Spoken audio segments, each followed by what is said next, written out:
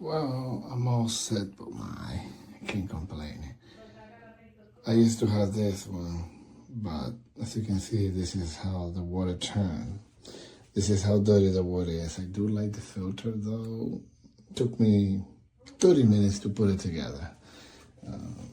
Let me show you, I always use a tape.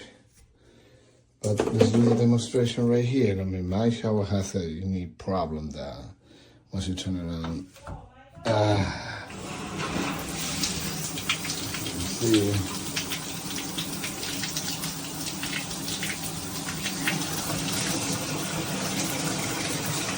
And it's usually dripping like this, so, but let me see if I can zoom out. It's not done yet, so. I love it. It got great pressure. Don't get me wrong, compare with the old ones because the pressure in this one is a lot stronger, but this thing tends to break. Look at that, like, that's from the water that we use, so. Kind of like it, like, have it for both, or just for one. Look at the pressure in that thing.